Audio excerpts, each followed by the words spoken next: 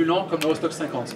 Donc le carnet nous permet de voir à quel moment j'ai la plus grande chance de profiter d'une tension entre les acheteurs et les vendeurs. Je prends l'exemple d'un gros mouvement baissier, comme on a eu à plusieurs reprises sur l'Eurostoxx 50 et sur le DAX. On voit des dynamiques qui se manifestent au niveau du carnet d'ordre. Les vendeurs qui avalent 3, 4, 5 prix assez rapidement. Le marché commence à s'essouffler au niveau de la dynamique. Et on voit les acheteurs qui se représentent au niveau du carnet, qui commencent à repayer. Donc, au lieu de voir du rouge sur les vendeurs qui exécutent les acheteurs, on voit les acheteurs qui commencent à réexécuter les vendeurs. Et donc, c'est sûr. À payer sur la fourchette haute. À payer, on a toujours le bid, l'offre et l'ask. Donc la demande et l'offre. C'est ça, le bid et l'ask.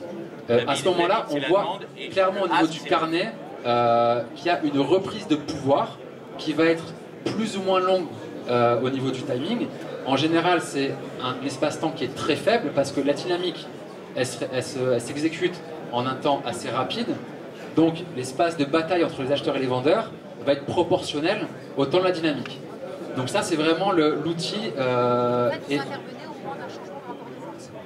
C'est exactement ça. On intervient au moment d'un changement de rapport de force. Au moment où le marché soit va corriger, soit va prendre son souffle.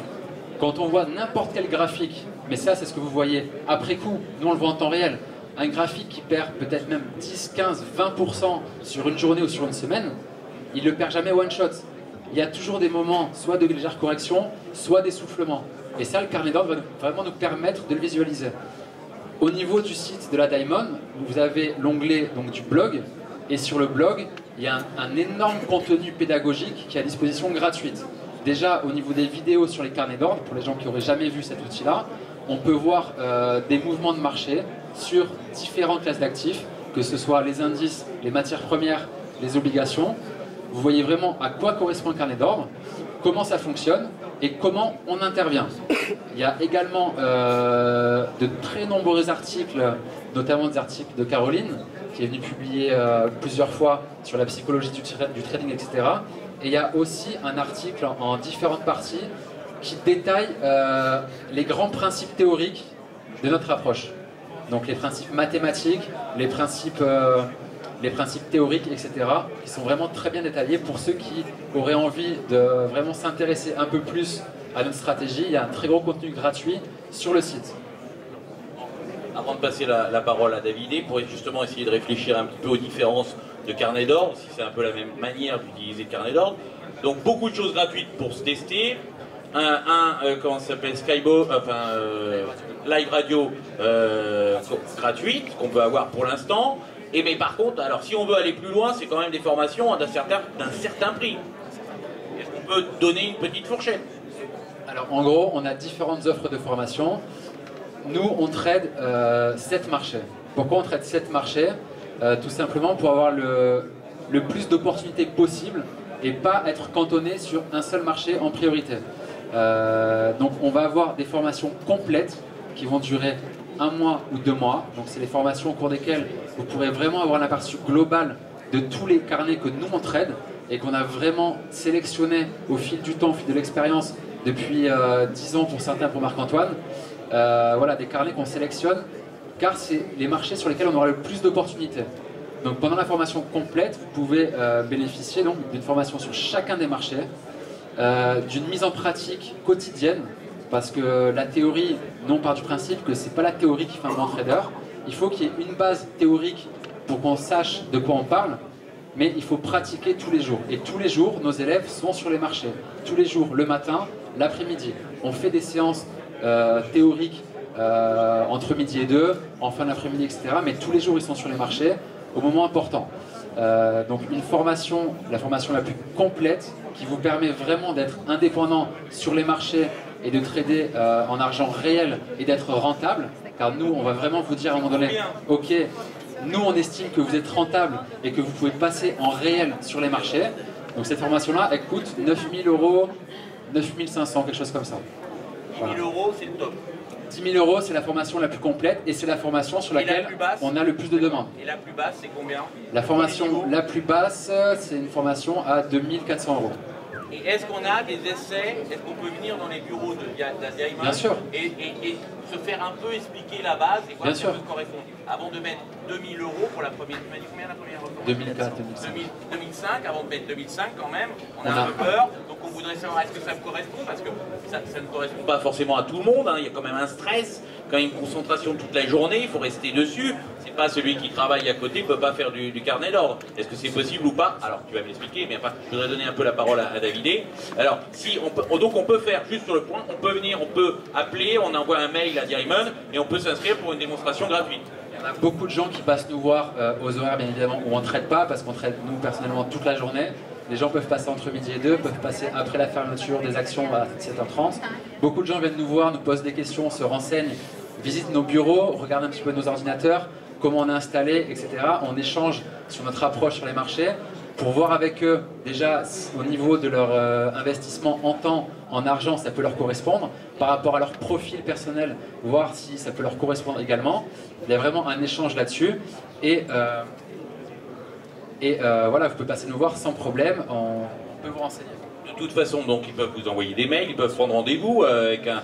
Oh, tu me dis telles heures, mais en fait, on peut simplement envoyer un mail ou téléphoner, et puis se faire un rendez-vous. Sinon, vous retrouvez tout de suite sur votre stand, et puis en discuter de manière plus poussée. Là, on a encore quelques temps jusqu'à d'abord la finale à la demi, mais ensuite, eh ben, il y aura encore un peu de temps et on pourra discuter. Donc là, ils peuvent prendre rendez-vous, se revoir et puis en parler. Oui, je voulais dire un dernier mot, parce qu'après, je passe la parole. Je termine juste en disant, pour la question de est-ce qu'on peut le faire en travaillant à côté ou non, oui. Le scalping, c'est pas un trading où on va être en position sur une journée entière, une semaine, un mois. Vous l'avez vu pendant les duels, c'est une intervention qui est vraiment très rapide. Et vous voyez qu'en une session d'une heure, tous les trades qu'on peut prendre et les résultats qu'on peut espérer. Donc il y a beaucoup de scalpers qui tradent 1 heure par jour, 2 heures par jour, que le matin, ou que l'après-midi, ou qu'un jour par semaine, ou etc.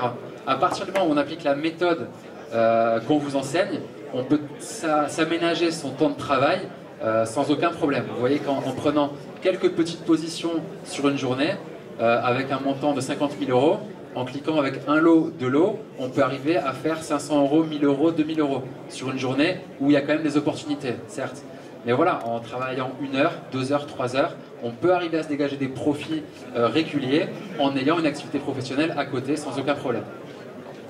On va pas trop rêver, mais ça demande du travail. Mais il y a des possibilités, mais ça demande du travail. Et il y en a qui échouent, qui n'y arrivent pas forcément. Il faut quand même dire que le carnet d'ordre, c'est pas facile. Ça demande du boulot. Les gens qui échouent, c'est des gens qui, comment dire, qui ne vont pas respecter les paramètres clés. Les paramètres clés, c'est quoi? C'est de la patience, ne pas absolument vouloir prendre un trade qui n'existe pas, parce qu'on est impatient, il faut être patient, il faut être discipliné. On vous enseigne une méthode avec des critères simples à respecter, il faut les respecter. Et si on se base vraiment là-dessus, on est patient, on est discipliné et on applique les paramètres de trading qu'on vous enseigne, il n'y a aucun problème. Alors Davidé, est-ce que c'est le même genre, tu as écouté un petit peu ce qu'a dit sur le carnet d'ordre, comment savoir, est-ce que c'est le même genre de carnet d'ordre que tu utilises, que vous utilisiez dès 2007, etc. ici? C'est plus sur les actions, eux sont sur les futurs. Alors est-ce que toi, vous faites plus des actions, plus de futurs? Pourquoi l'un, pourquoi l'autre? Qu'est-ce qui est différent ou est-ce que c'est similaire? Allora, in inglese, italiano? Sì, è traduito. Allora, sì, il trading che faccio adesso è lo stesso di una volta. Uso lo stesso book, proprio uguale, con i volumi, vicino, degli scambi. In English? Because people maybe Can understand. So, for sure, scalping I do today is the same scalping I do since the very beginning. But different it is from scalping for a competition like this, that I do on futures because I need volatility, and my daily activity, that it is more trend following, even if only intraday.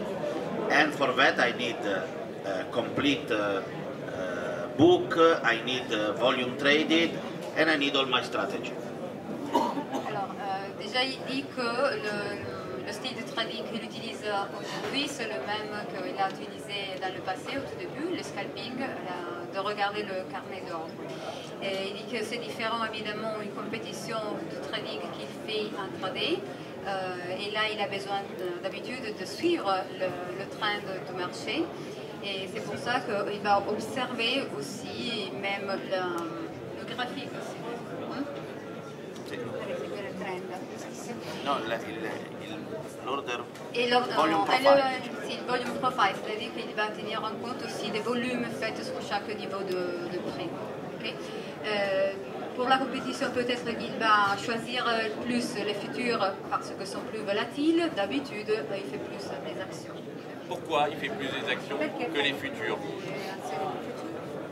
This is because I am a trend follower. I go to stocks because volatility is less, leverage is less, and so I feel better doing this. Except of markets, which is the difference between your usual trading and trading in competition like this? My usual trading is that normally I do between 10 and 20 execution per day. Today I did probably, I think, more than 50, but sometimes it happened to me in competition even more than 100. So it is more aggressive, push more, because you need performance. I'm just looking to try to be the best. Alors, il a d'habitude... Alors, la question c'était quoi? Oui. Répète la question.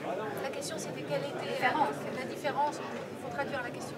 Si, ok. Alors, d'abord, il disait que d'habitude, il va choisir les actions parce qu'il va suivre la tendance des marchés. Alors, c'est pour ça qu'il préfère les actions plutôt que le futur. Et à propos de la différence entre la compétition et son trading normal, disons, c'est qu'aujourd'hui, il a fait plus qu'une quinzaine de trades, mais des fois, il arrive même à une centaine. D'habitude, il fait 10 souvent trades par jour. C'est évident que pendant une compétition, il est beaucoup plus agressif pour essayer de rester dans Et il n'aime pas d'être plus agressif, il n'aime pas ça. Pourquoi? Ça lui réussit ou ça lui réussit pas? Est-ce qu'il a besoin d'être un peu plus confortable, comfortable, enfin plus à l'aise, on pourrait dire, et c'est pour ça qu'il préfère les actions parce que c'est plus molto doucement, et que les futurs étant trop rapides, ça le fatigue trop. Et est-ce qu'il est un peu peureux, je dirais? C'est un peu agressif ce que je veux dire, mais est-ce que c'est ça qui le protège? Pourquoi il fait ça? Ça lui réussit bien là. C'est trop de pression. La leva è meno, non la C'est Non, d'habitude aussi, il choisit les actions parce que le levier, c'est plus petit de levier. Oui, mais pourquoi là ça marche bien pour lui? Pourquoi en temps normal il refuse? C'est trop de fatigue, trop de pression? Okay, trading is a very stressing job. Voilà. And if you do it, if I do it like today, every day, I will become stressed. Like, why do I have? You know, I live in a very good place, very close to seaside. Money are enough. Why to stress? So I prefer trade stocks, but if needed, I can do. But yes, All'italienne. Cool, all'italienne. Figo, On gagne molto tranquillement, figo. tranquillo, Molto figo. mais sûrement, d'accord. And the idea is that my personal best, I mean in number of execution, is a little bit less than 1,000 in a day. But it was in 2011, that day that the Greece seems to be very close to failure, and the market was really bombing down like this. Okay, sometimes you can do, but not every day. Well, this is just my opinion, but I'm quite well, you know, I like to eat it like you, at the end, so I enjoy. Alors, il dit qu'il préfère avoir une activité qui ne stresse pas trop, en fait. Mais ça n'empêche que dans le passé, il a eu des périodes pendant lesquelles il a bien accepté la volatilité des marchés, il a bien suivi en faisant une centaine d'ordres par jour, par exemple. Même 500, je me rappelle, en fait. Ce qui change son comportement, c'est uniquement le comportement des marchés ou c'est la vie qui est autour aussi? Che cos'è che ha cambiato solo il mercato o la vita? No, I have an idea. I was trading since I was around 18 years ago, so I'm very close to 50, exactly 39. So 18 years ago I started trading. I think that life is changing, you know. When you are very young, you are powerful, a lot of energy, you know, you just think of sex or something like that, and then you trade a lot like this. When you become older, you are probably wiser at the end, and then you trade a little bit less, but this is not something important. The only thing that counts is if you are profitable or not at the end. This is... En fait, c'est évident qu'il faut suivre un peu la vie, comme ici de Belloc, c'est-à-dire qu'on est jeune, on est bien puissant, on a beaucoup de force, on gère bien le stress, on fait beaucoup de choses en même temps, etc. On s'amuse bien, vous avez tout compris. Mais bon, le temps passe, pourquoi se stresser, on est même plus sage, et l'important c'est d'être rentable, non? Est-ce que dans son idée, alors, est-ce qu'on peut dire que le trading serait plus réservé aux jeunes et l'investissement, parce que là c'est trading actif, j'ai compris. Donc le trading au carnet d'ordre, c'est un des tradings les plus actifs. Ensuite sur les futurs ou sur les actions, c'est selon plus ou moins actif. Et plus on fait du trading actif, c'est plus pour les jeunes, parce qu'ils ont du sang, ils ont de l'énergie. Et l'investisseur, c'est plus réservé aux papis alors. Donc les papis peuvent pas. Alors que moi j'ai vu une mamie de 85 ans une fois venir me parler du trading sur les futurs, sur le CAC futur, en disant j'ai pris position là, j'ai racheté, etc. Est-ce que ça arrive aussi en Italie qu'on ait des papis qui traitent comme ça, qui sont très actifs? Est-ce que le trading est réservé aux jeunes? It depends. I think that high frequency trading is more for young people, for sure. They have a lot of energy to spend and they need to do something. Believe me, when you are in front of a computer and sometimes you need to wait before you find a good situation to enter. Sometimes you click because you need to do something. But if you are older and wiser, maybe you can wait a little bit more. So, the only thing is, how many trades a day? 100, 200, 300? Sometimes you realize that first in the day, if you take that position, you gain the